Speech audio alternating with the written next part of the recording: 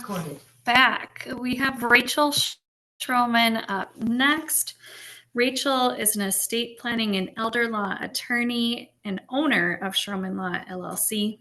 Schromen Law has been named the best estate law by readers of the Star Tribune in 2021, 2022, and 2023. And Miss Rachel has been honored as a Super Lawyer Rising Star annually since 2020. In addition to her work as an attorney, Ms. Schromen is also a volunteer end-of-life doula, and I personally hold gratitude for her because she was a safe lean-in space for me as I navigated my sister's unexpected passing and her lack of a will or trust. So thank you for your gentle space you offer. Yeah, you're welcome. And Rachel is up. All right. We'll share the PowerPoint here so you can see it as I go through. As we're figuring out technology, which is on me. There we go. And we are going.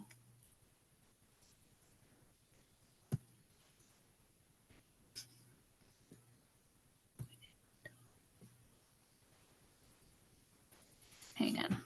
No, I think you had it. Oh, you are. It's being recorded.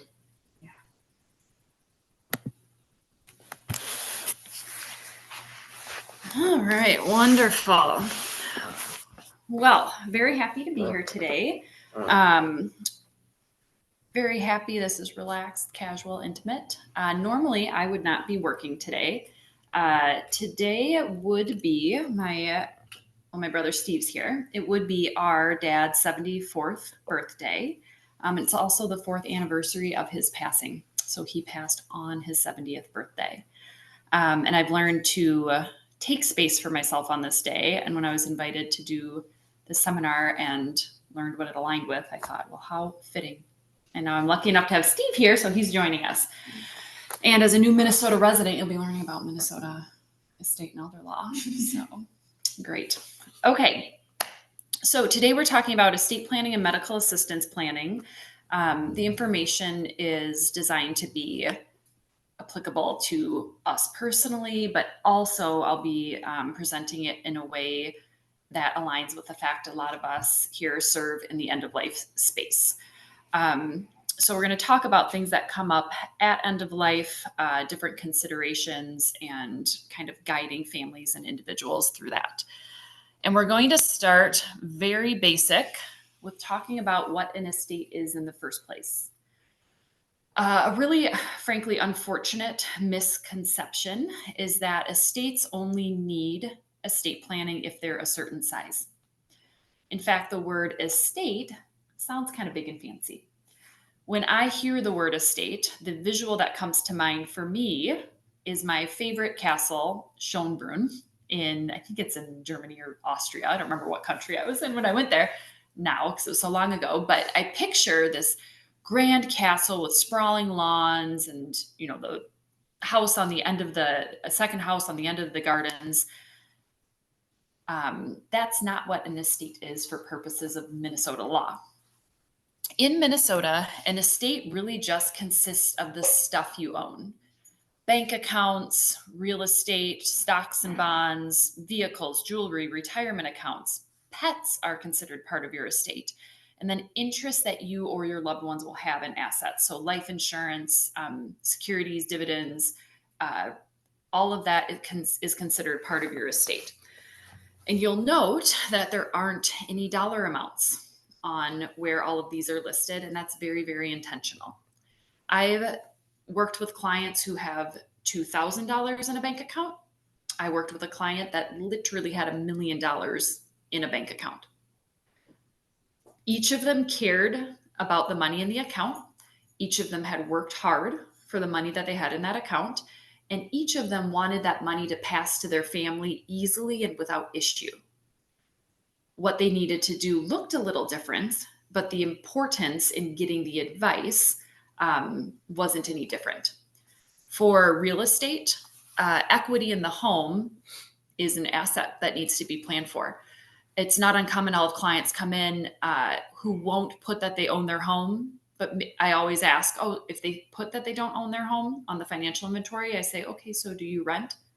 Well, no, we bought our house. Okay, so you own it. No, the bank owns it. I get what you're saying, but no, you own it. I don't care if you have $20,000 equity in your house or $2.5 million in equity in your house. We need to plan for that equity, especially because property always needs to go through probate. And we'll talk a little more about that.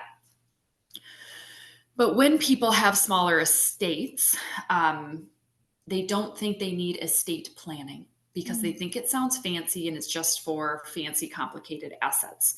When in fact, smaller estates can benefit more from some simple, basic estate planning being in place. And I'll give an example to that. So I had a woman come in once. Her father had passed away maybe 6 months earlier. And she came in and she said, I'm trying to sell Dad's house. I'm running into all these issues. He didn't have anything. All he had was the house. House was paid off, maybe a $200,000 house. Really nothing in his bank account. He lived paycheck to paycheck. He didn't have retirement. He lived off Social Security and a pension. He wasn't driving by the time. I mean, really, the house was the only thing, right? So Dad, even though he had been on hospice, he had had a terminal diagnosis. He knew he was going to die. He thought, well, I just have a house. I don't need estate planning. So he printed a form offline, filled it out, saying where his house would go, believing that that would pass the house. Well, in Minnesota, property has to go through probate. Doesn't matter if there's a will, still gets probated without any other planning to avoid it. So his daughter retained my firm, wrote me a check for $6,000, worked with me for a year to get through probate to sell the house. And I can tell you, it was uncomfortable for her to pay for legal fees for that year until the house could be sold and she could recoup those funds. Let's say her dad had called me. Someone providing hospice to him had said, hey, why don't you just run this past an attorney? He would have spent $300 on a transfer on death deed that passed the house to his daughter outside of probate. She maybe would have spent a couple $100 to have me do an affidavit of survivorship. That house would have been sold probably within a couple months. Big deal. If a family with $1 million in liquid assets needs to spend $6,000 on a probate and wait a year for the money, not as big of a deal. And so that's what I mean when I say sometimes smaller estates benefit more. And that gets overlooked a lot. And it's really unfortunate. Estate planning is really just the process someone goes through to put in place documents that give legal force to what they want to happen after they die, but also while they're alive. Another kind of misconception. People think that estate planning is just about death. And that's a very, very important part. We're putting in place a will and or a trust. We're talking about where will assets go after I pass away? What does that look like? Who has the authority to handle my finances, get my tax paid after I die, sell my house and get the assets distributed? That's very, very important. But part of a full estate plan also includes 2 other documents called a healthcare directive and power of attorney. And that controls what happens with your assets and your medical decisions while you're alive. I'll tell a story to this. So I bought a house with a significant other, let's say 7 years ago. We bought the house. It's a 3-story Victorian. And he said, I'm going to get on a ladder and clean the gutters on the 3rd floor. And I said, no, you're not. Not until we have life insurance in place. And we got life insurance that was going to cover the mortgage. We bought this house. We had this big mortgage. We really needed both of us to be able to afford it. That was a concern of mine. So we go through this life insurance process. We get the life insurance in place. And he comes and he says, okay, I'm going to go clean the gutters. And I thought, oh, we have life insurance. And then my brain immediately went, but what if he falls off the ladder and doesn't die?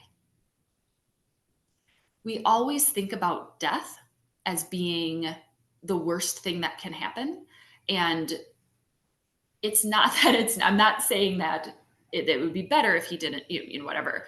But legally speaking, financially speaking, I had this life insurance policy in place because if my significant other passed away and I lost that income and I couldn't, whatever, then I have life insurance to help with that. That life insurance isn't there if he ends up in a permanently incapacitated state and isn't earning income.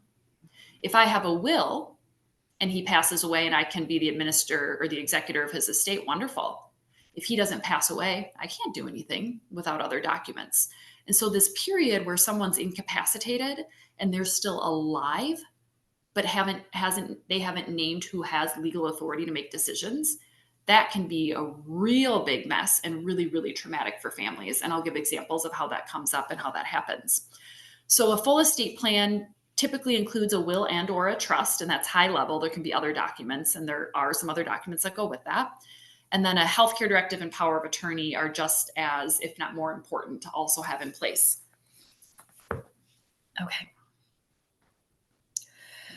If there is no estate plan. So I used to give this seminar with a financial planner who started with a shtick that he would go through.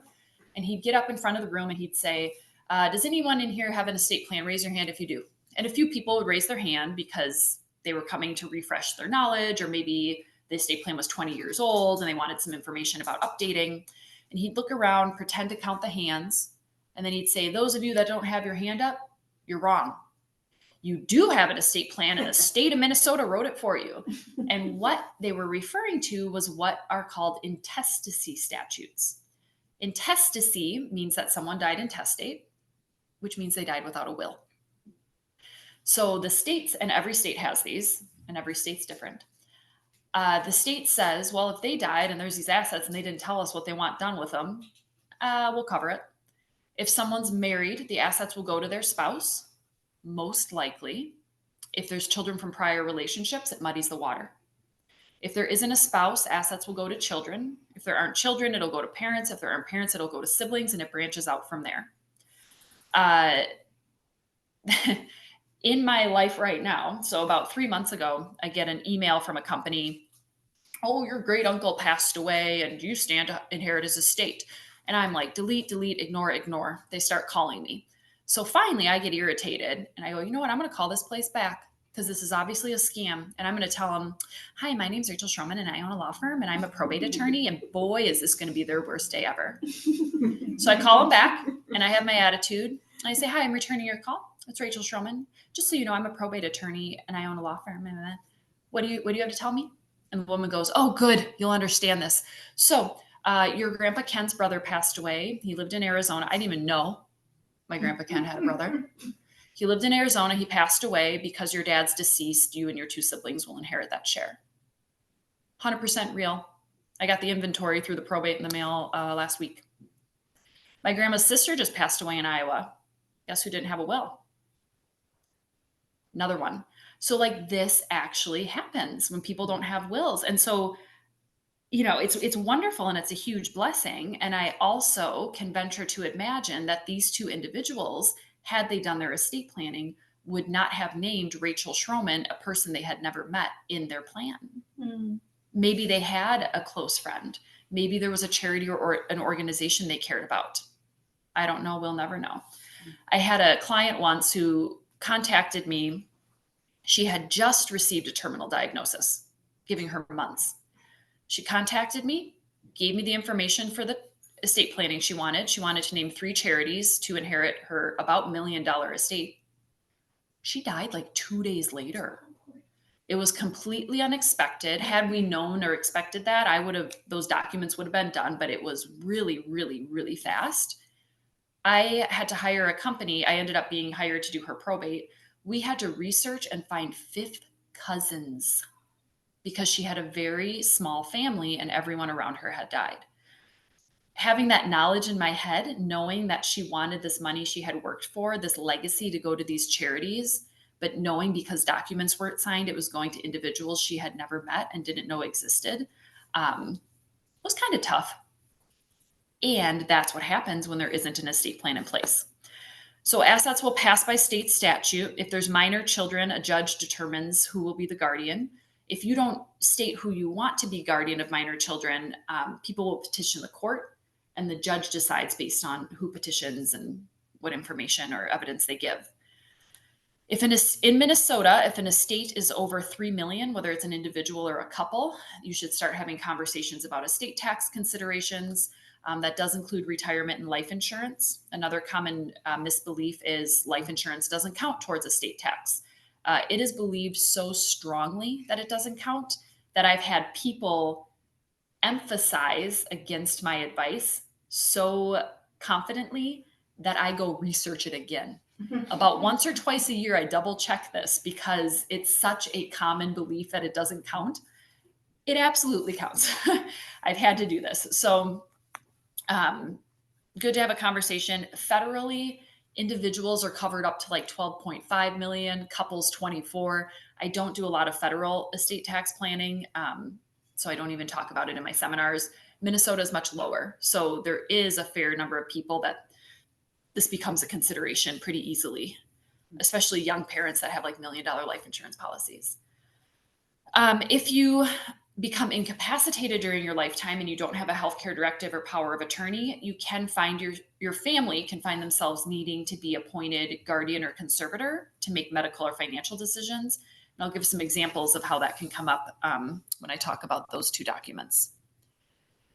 Process of estate planning, I always go over this at a high level. Something that keeps people from starting estate planning is overwhelm, thinking it sounds very, very complicated, and therefore the process will be very, very complicated and time consuming. Also, for me, one thing that gets in my way a lot is just fear of the unknown.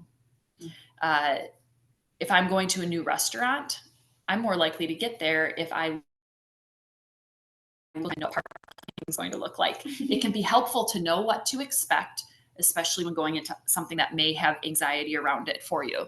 So estate planning carries a lot of anxiety for people. So I talk through what the process looks like. So generally there's an initial meeting and intake. This is offered at no cost. It lasts about 45 minutes. We send out a short intake packet for people to fill out beforehand. They can send that back prior or bring it with them to the meeting. I meet with the client, I or another attorney at my firm. We talk through pros and cons.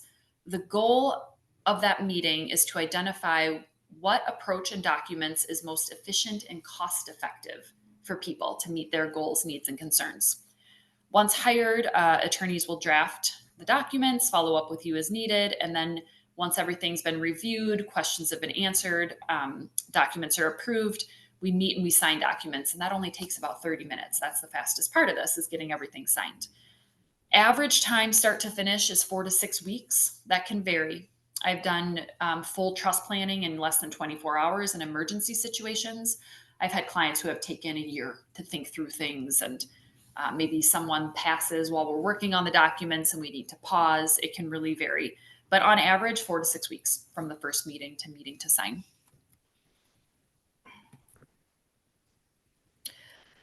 Planning for children. So for those of us that work in the end of life space, for me personally, I've worked with a lot of elder individuals. There haven't been minor children when I do the end of life doula work. However, I have had clients that have terminal illnesses who have minor children, a handful of them.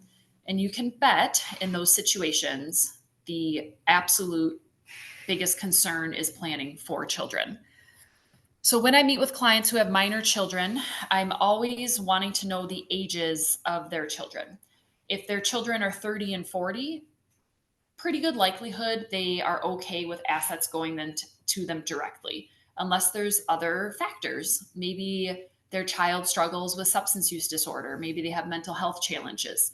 Then we might talk about some specialty trusts that are designed to support that person in their health and recovery, not sprinkle kindling on a fire. And money in challenging situations can be kindling on a fire. So we can set that money in a trust, have it structured so it's utilized to support them in a meaningful way. If children are under the age of 18 or even 25 or younger, maybe we want to have some trust planning to space out when money gets distributed.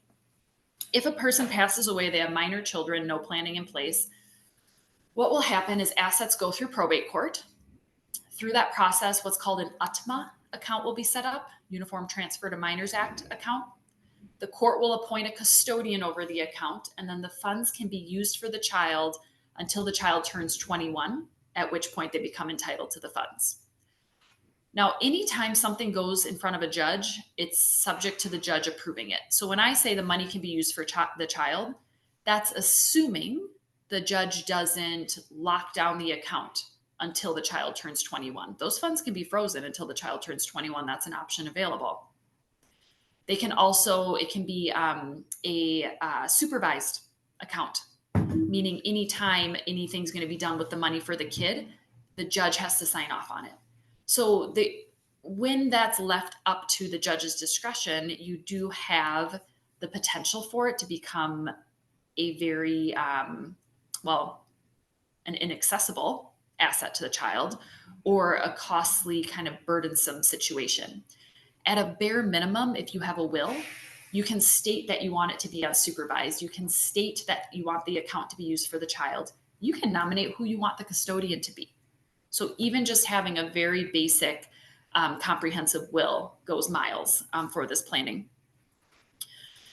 If individual has children with disabilities, it's important to know that if that child is receiving or is expected to receive SSI or MA, Social Security income or medical assistance, those can be asset dependent benefits. If they receive an inheritance, they could get kicked off the benefits. The inheritance gets used for their care, and then they have to reapply. You can have special types of trusts set up where the money can be left in trust. The individual can continue to receive the benefits, and that money in the trust can be used to supplement the benefits they're getting. And then if they pass away and there's money still in the trust, that money doesn't have to be used to repay the benefits. It can go to a charity. It can go to other children. But that has to be done before the person passes away. And then, of course, if there's minor children, we're going to talk about naming guardians. Who do the parents want, or the parent, who do they want to act as guardian if they predecease while the child is under the age of 18? Importance of estate planning.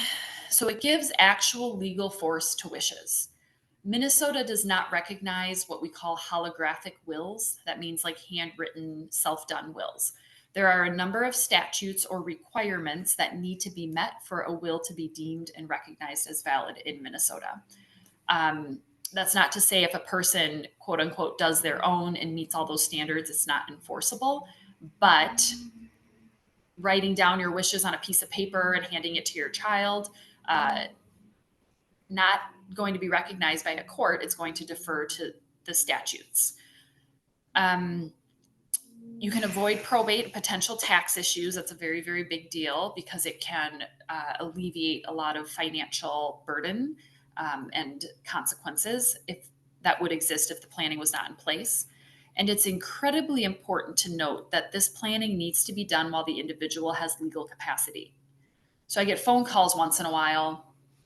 Hi, we're calling my mom. We need to do a will for my mom, which that doesn't happen. The person has to do their own will, right? But that's usually a first kind of clue as to what's going on. We need to do a will for my mom. She has Alzheimer's, and it's time we get planning in place. My next question is, can you tell me a little more about your mom? Well, she got diagnosed. She's been in memory care for 10 years. She's going to be going on hospice. What that tells me is it's probably too late. I had a gentleman bring a woman in my office once to do her will. She didn't know who was sitting next to her, and it was her son. I told him that he couldn't answer anything, and I said, who do you want to manage your finances? And she said the nurse that came to her house to help her. I couldn't do documents for her, so now they're left with no option. If you don't have a power of attorney and you get in a car accident and you're in a coma, you're not signing one. So really important to do these documents quickly. It can be a little intense when someone receives a diagnosis and they're processing that and then also tackling the legal at the same time.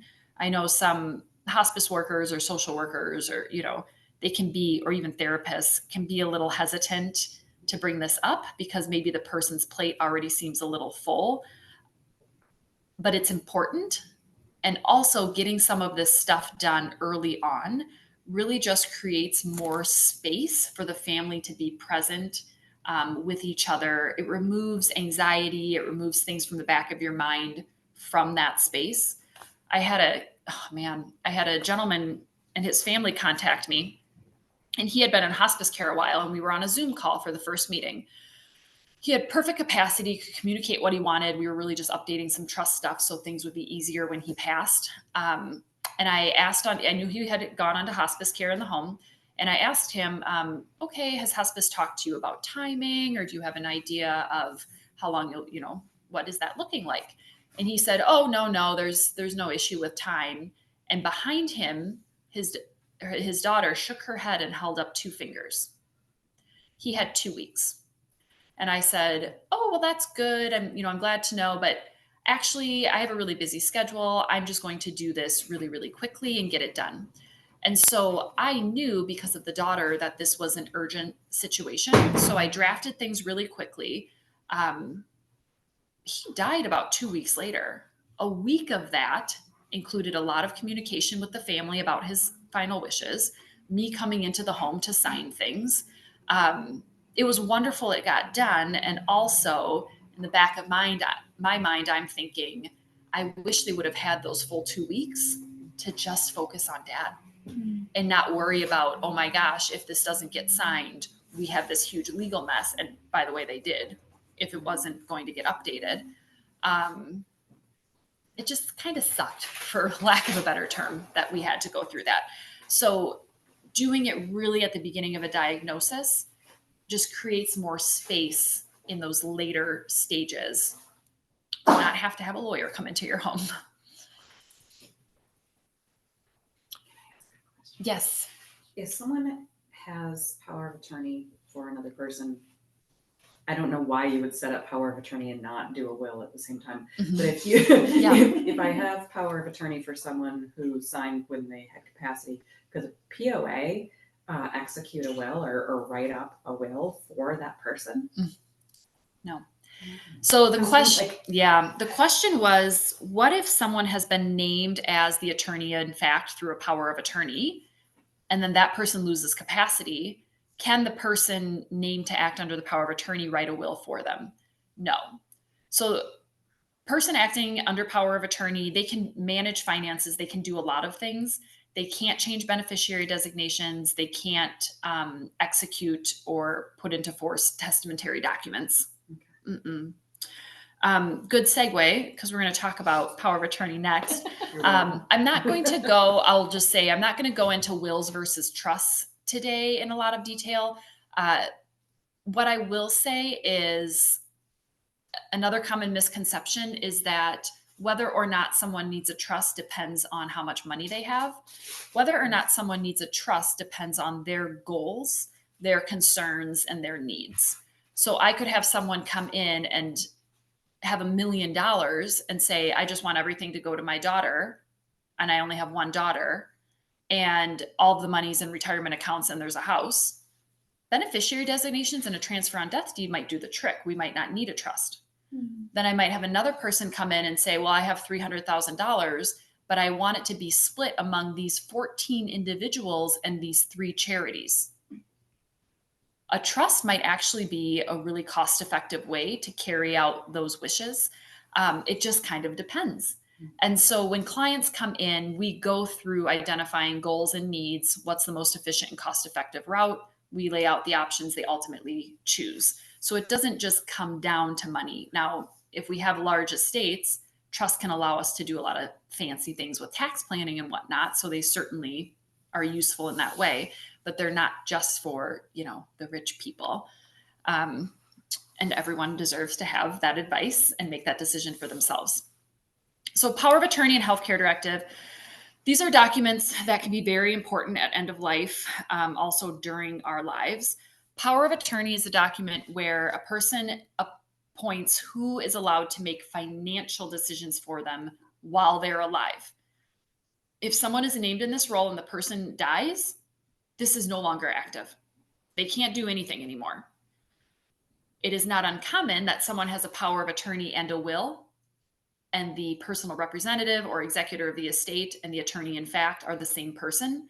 So let's say that person's going to the bank to make decisions. If the person's alive, they're going to hand the banker the power of attorney. If the person's dead, they're going to hand them the will. So it's just kind of these different roles. Sometimes it is a different person. I have clients who have young children that they want them to be able to handle the estate, but if they get in a car accident, maybe they don't want their 20-year-old handling the finances and running the business. So they have someone else listed for while they're alive, because maintaining finances and winding down finances can look very different. Powers of attorney are effective upon signing. It's a common misbelief. People think, oh, it is only effective if I'm incapacitated. Well, that's a durable power of attorney, meaning you've signed it and you've elected for it to stay active if you're incapacitated. So you actually have to elect for that. You can allow the person you've named to gift money to themselves. That's something that you should talk to an attorney about. Sometimes it makes sense. It does open the door for them to be able to gift money to themselves. So it's something to talk through. And you can require that they have to make an accounting. Some people like that. It's a system of checks and balances. It arguably creates a heightened sense of accountability. For other people, it's just an unnecessary extra hassle. So that's, again, something that should be talked through with an attorney when you're making that decision. Without a power of attorney, your family may need to initiate guardianship or conservatorship proceedings. So I'll give an example. When I was learning about these documents, I was in law school, I was working for an attorney, and he had these clients, a married couple, and on the power of attorney, the married couple named each other. And I said, well, why are they naming each other? They're married. They can just do that. And the attorney said, well, no, Rachel, that's not correct. Even though they're married and they're joint on the house, they're joint on the mortgage, they pay everything out of a joint account. If spouse one got in a car accident and was in a coma, spouse two can't sign and sell that house. And that went so against what I believed, which is reflective of what society believes, that I looked at the attorney with 20 plus years practice. And as a law student, I said, well, no, that's wrong. And he looked at me and said, I assure you it's right. And then he explained the reasoning behind it. And those laws are in place to protect us. In fact, when I was married, my power of attorney did not name my spouse individually. It named my spouse and another party to act jointly. Now ex, that's maybe that I didn't have him on there, should have been indicative, right? But I did not trust him with my individual finances. We had very different approaches to finances and how we managed it. I would have been very, very upset if I got in a car accident and came out of a coma and someone who I did not authorize to manage my finances had bought a new car while I was in a coma, right? So they saw issues with powers of attorney, men going off to war, or I shouldn't say with power of attorney, but lack thereof, men going off to war back in the day. They come back, their wives had sold the house, cashed everything out, remarried, things like that. So these laws are in place to protect us because I get to say who gets to manage my finances. Doesn't matter who I'm married to. Doesn't matter who my parent is after I turn 18. I get to say who can do it. And if I don't, someone needs to get appointed as a court-appointed guardian or conservator. My older brother, a handful of years ago, got a brain virus. It's called encephalitis. Don't Google it before bed because it's literally just when a virus attacks your brain. It's quite terrifying. And he was in the ICU for about 6 weeks. And for 2 of the weeks, they thought he was going to die. And then they did not believe he was going to die, but they were preparing his spouse to have a severely incapacitated spouse for the rest of her life or his.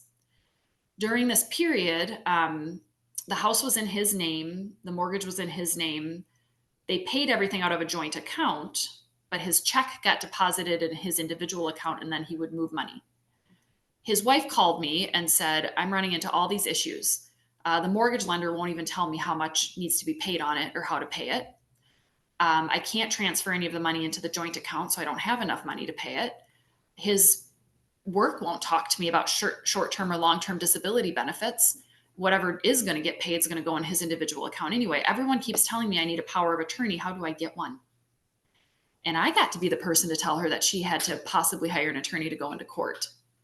And you bet she had a little bit of a breakdown after I told her that. She was already struggling to navigate a really intense, traumatic situation. And now I get to tell her she gets to come up with money to hire a lawyer and go in front of a judge to ask for permission. Not a good day. I had a phone call 2 weeks ago.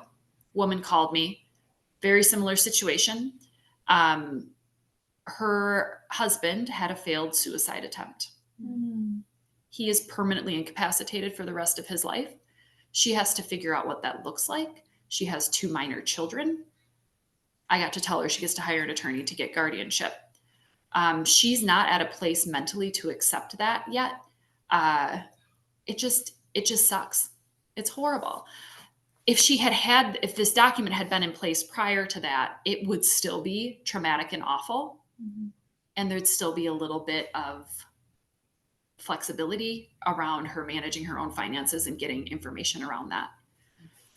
So very important document to have. I always forget to say what happened with my brother, and then people are left hanging. So he did recover. He has some ongoing issues, but he was able to sign a power of attorney. He's like working. So they lucked out that situation didn't have to come to fruition. Healthcare directive, very similar. It allows you to name someone to act as your agent to make medical decisions should you be unable to make them yourself. You can speak to what those decisions might look like, what your wishes are around life support, mental health care, burial wishes, organ donation, etc.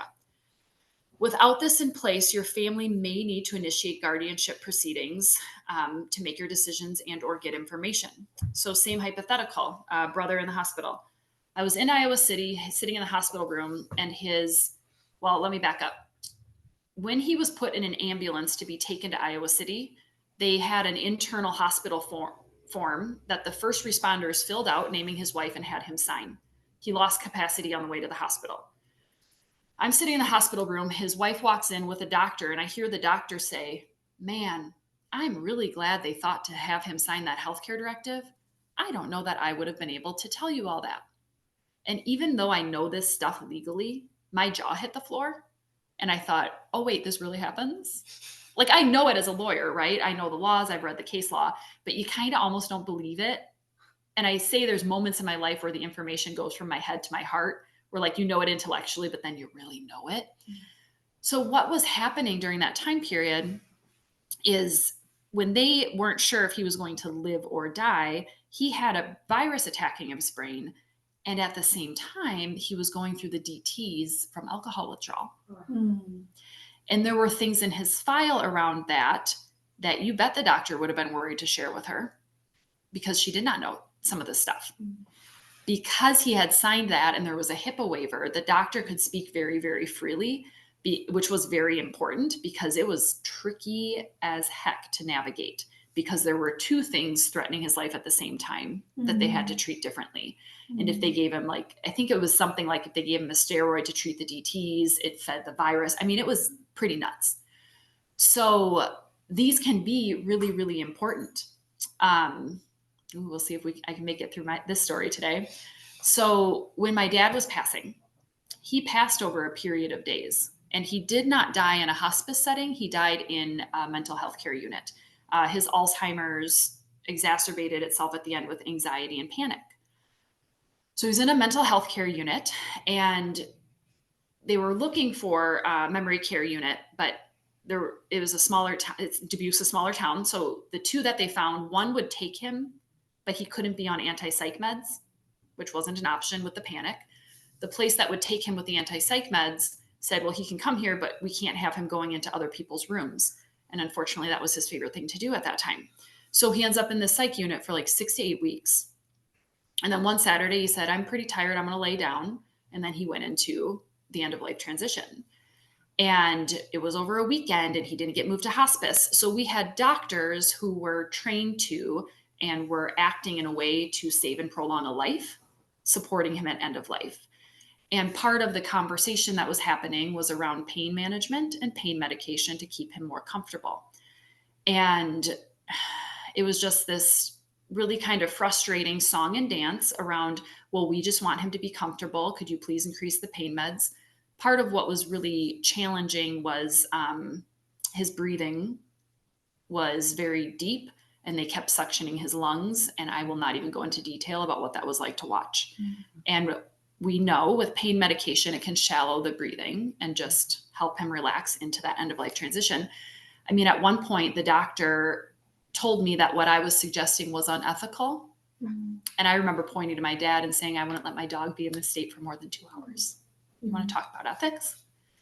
So she ended up leaving. I got a copy of his healthcare directive. I mean, at some point I thought, oh, he might have had one. In his healthcare directive, he had very, very standard language that said, if I am at end of life and not expected to live, I wish to receive pain management to the extent possible, even if it hastens my death. I showed it to a nurse who, thank God there was a nurse working on the unit who had a history in hospice. He talked to the doctor, the dose got doubled, and things were more peaceful, and we were able to be there with him when he passed. That was 3 pages of paper that I was able to use for that. My dad was a Harley riding construction worker, so his healthcare directive was very, very basic. He passed away listening to a wave machine. A couple weeks later, after all of this, I'm going, well, why the hell didn't we play ZZ Top? Why didn't I scratch his back one last time? He loved that. Those were, I know now that when I'm sitting in grief, my brain does not work. We're talking sitting in a grocery store parking lot, not remembering leaving my house and not sure why I drove there. Brain doesn't work.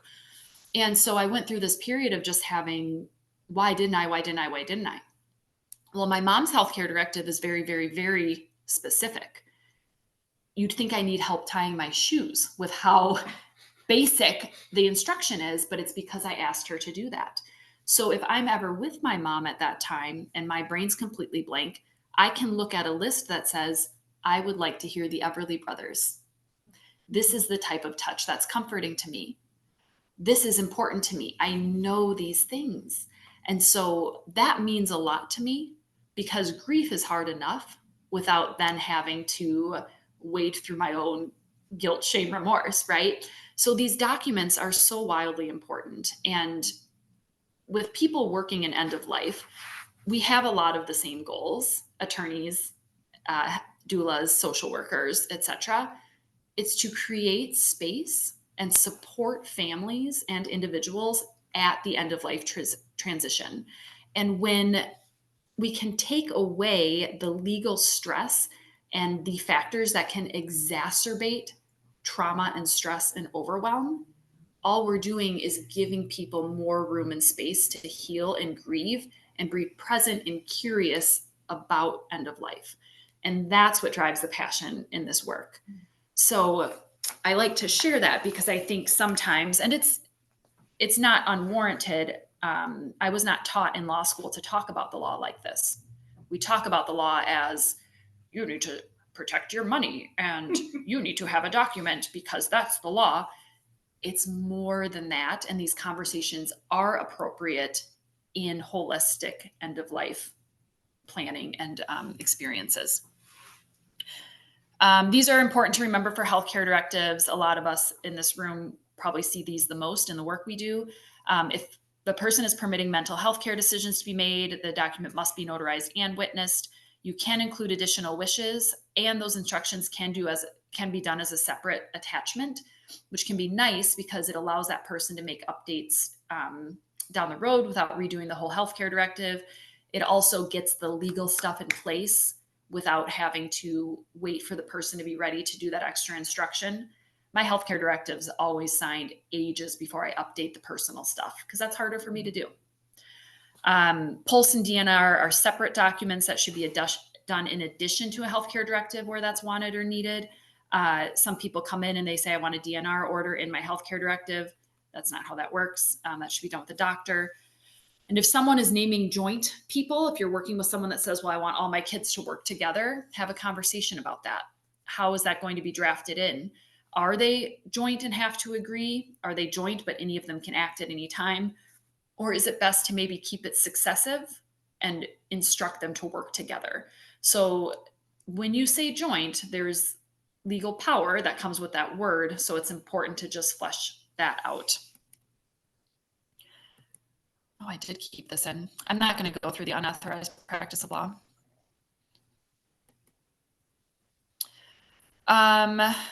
When working giving legal advice or legal instruction in this space. What you just want to make certain you're avoiding is the person taking what you're telling them as legal advice. I had an individual come in once where a social worker had drafted a transfer on death deed for them before their parent passed. The transfer on death deed was done incorrectly, and it created a pretty big issue that was costly, thousands to fix it. Luckily, the client was like, oh my God, she was just trying to help. This happened so fast. We wouldn't have had time to get an attorney. This is still cheaper than probate, whatever. That was very, very fortunate, because I would not have wanted to have been the social worker that drafted that incorrectly. I don't want to be the attorney that drafted that incorrectly. Mm-hmm. If I do that, I'm getting sued for malpractice. But guess what I have? Malpractice insurance. Guess what social workers don't have?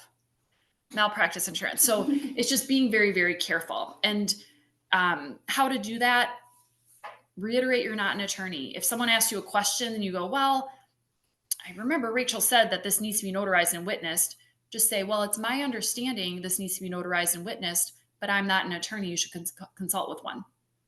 It's CYA, cover your behind, right?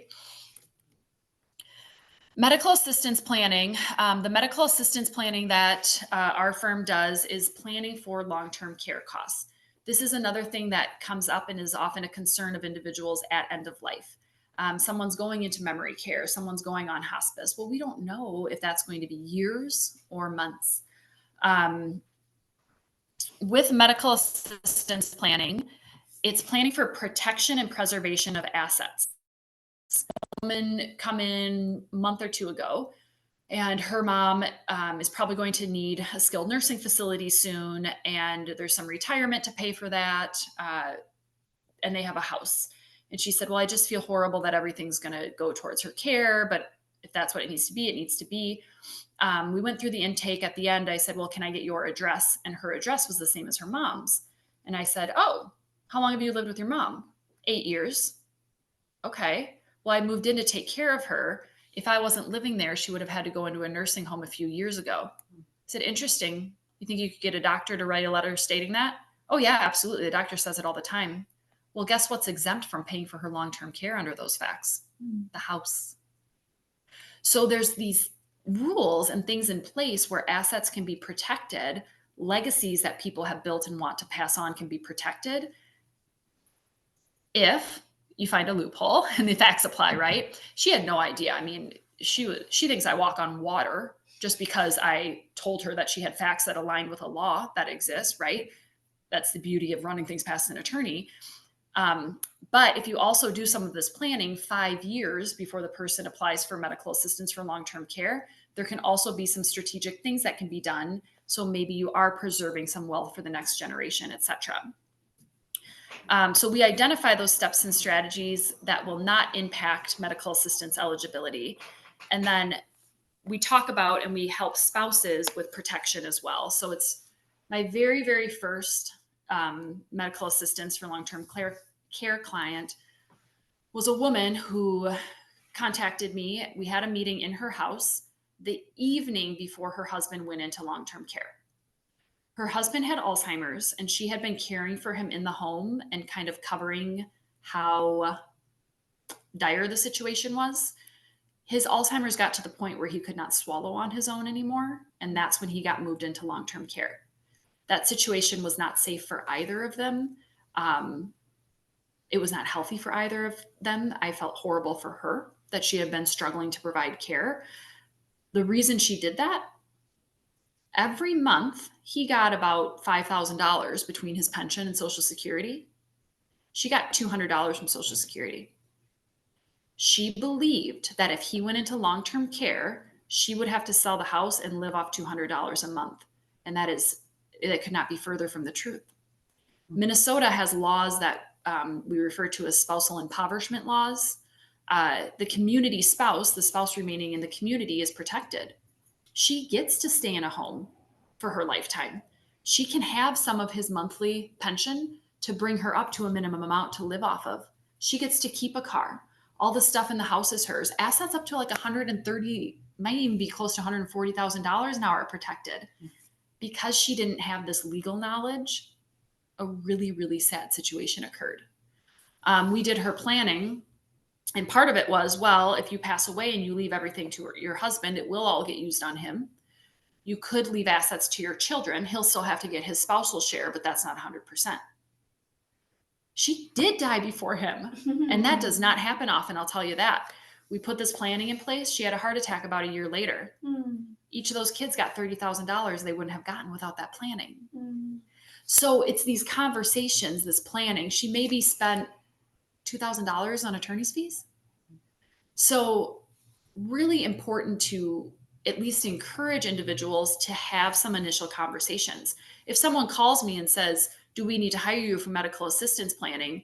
And they have a house, a car, and $120,000. No, you qualify. Work with the social worker, work with the nursing home. You don't need to pay me to give you advice because there's not really anything we can do.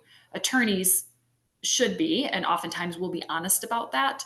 So just making that first initial contact of the client with someone who's trustworthy can be really, really helpful to that family. MA planning is beneficial upon a diagnosis. When my dad was diagnosed with Alzheimer's, one of the first things I recommended to my stepmom was, well, you should look at your estate planning. If anything needs to be updated, update it. And I would recommend you talk to an attorney who can advise you on medical assistance. Well, she looked at estate planning and said, oh, I'm glad you said that. We still had things in there from when you guys were kids. We'll update that. She said, well, I don't know that we need MA planning. Your dad worked really hard and we have a lot of retirement. And I said, I completely understand. And if he's in memory care for 10 years, you're going to go through that really fast. Just get the advice.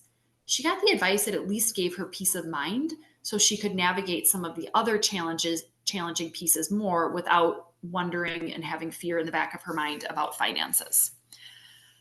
If a spouse is expected to outlive the other spouse, planning on either side is important. Even if someone's been admitted to a long-term care facility, it might not be too early. It's still good to just check with an attorney and see what, if anything, can and should be done. I had an example. Client moves in. I have another client right now where they're so worried about doing anything wrong that they don't want to spend any money. There's not a lot of money there. They're going to qualify for medical assistance pretty quickly. They met with me. I kind of walked them through things and I said, hey, rather than just writing checks, your dad needs a new wheelchair. Get him a new wheelchair. Your mom wants to age at home. You're probably going to have to install a walk-in bathroom. Like there's all these things that can and should be done. She has crumbling stairs, concrete stairs. Get the stairs repaired. Well, will that get us in trouble? No, spend the money on this stuff, right? Oh, there's a little bit of a mortgage left. Pay it off. Put that money into equity in the home versus, so even if someone's already been admitted, it's not too late. And where a client desires to protect and preserve assets, that's where medical assistance for long-term care planning is. That's often a very, very big goal and a big outcome of that type of planning. So about Schromen Law, we are a all-woman team that provides services in estate planning and elder law. We're located in St. Paul, Minnesota. We offer supportive and affordable legal services to help clients navigate various life transitions, including end of life. And we support clients holistically by providing additional resources and community. So we do legal work, yes. We also do things like monthly seminars on grief, loss, and end of life, and life transition. There's a few people in the room that are collaborating with us to do that. It's open to the community. We bring in experts and professionals. Our clients benefit from that. We offer free grief coaching to clients who may be in need of that through our firm. We've had therapy dogs in the office. We do a lot to really provide support and knowledge to the broad topic of loss, life transition, end of life.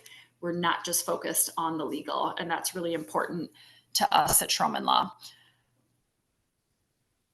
This is my contact information. If there's any questions, please feel free to contact me with those, and I will be happy to give you my time. Are there any questions for me at the end here from in-person attendees? Yes, Kate. So we touched on guardianship and servitorship. If you had an individual, like you said, with red flags, you're concerned that maybe the child isn't acting in the best interest of the parent or spouse, would you be willing to take them on when it moves to probate after they pass? Knowing your heart, I'm guessing no, but have you walked one of those situations before? So the question was, have I had a situation where I meet with a client, I can't do documents, and there's concern about the child's best interest and kind of how they're acting? Would I take that on as a probate case? The answer is no. The reason for that is I don't do litigation. So if I ever have a client in the office, and I've had that before. I gave the example of the woman who didn't know who was sitting next to her. It was her son, and he brought her in saying she wanted to leave everything to him and disinherit the other two kids. I wasn't touching that with a 10-foot pole. And you know what's, she didn't, I mean, I don't know if she did a will or anything, but if she passes away and it gets probated, he told me right there, the kids don't get along. So it's probably going to be litigated. No, I don't do litigation. I don't even know if that son had priority of appointment. If he was the oldest, he might. A lot of probate attorneys probably would, because the thing with probate is if there's no will or anything, they can't really do anything. It's state law and a judge is overseeing it. So, but personally, and also partially just because of being an empath and how conflict affects me, I don't take situations like that, but I have a lot of colleagues who do and who navigate them very well for families. So having not been through the probate process, hypothetically, if one of your colleagues took on that case, they're not necessarily advocating to the judge for the sequence of estate distribution. They're just explaining it to the client, or how does that relationship work? Do you know? Well, it would depend. They certainly could be advocating for one side. I mean, let's say if I was a litigation attorney and someone came to me and they had something in handwriting and they said, well, my mom wanted this to all to go to me. That's how litigation starts. Okay. So maybe they would. You also could have an attorney that says, hey, I know she said this, but this is not how this works. It would depend on the attorney. I also don't do litigation. So I was like, there has to be a CUI at the end, knowing Rachel, thank you for speaking outside your lane. I appreciate it. Rachel, just for the purposes of the recording especially, can you explain what a post is? I think that's not as common a document as, you know, a power of attorney might be, and people just need to know what it means. Yes? No? I can. I've talked more about DNRs. I don't even remember the acronym for post. At this point. Yeah, I'm not sure I remember the acronym. I just know that, for instance, if you have a client that is dying at home and is not in hospice, ordinarily, if paramedics were to be called upon that person's death, then they would do everything they possibly could to try to bring that person back. But if you have a pulse, it's a definite no, not to try to do any life-saving measures. And physician's order. Exactly, it's signed by a doctor. Okay. Thank you, Angela. So yes. So to clarify, healthcare directive, POLST, and DNR. So POLST is a physician's order for life-sustaining treatment. DNR is a do not resuscitate order. And when I said that those should be done above and beyond a healthcare directive, they carry a lot more legal weight and authority with an individual not being resuscitated or having their life be saved. So if you have a healthcare directive that says, do not resuscitate me, if first responders show up, they're resuscitating you. They have the duty, they have the obligation. The DNR and the POLST are what carries that weight. And it is not uncommon that I'll have clients come in, 30-year-old client, and they say, I want a do not resuscitate order. And I say, is what you're communicating to me that if you're in a vegetative state, you don't want to be kept alive? Yes. Okay. That is not a do not resuscitate order. If you have a DNR or a POLST, you're not getting CPR. You do not want that unless the situation calls for it or you're at an end of life transition point. So yes, those are done above and beyond.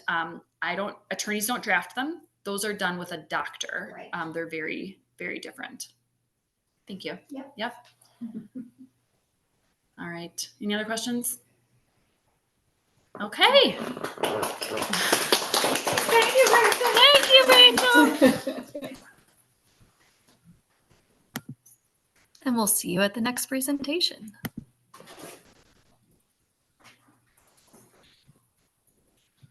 Screen sharing is paused, but you're recording.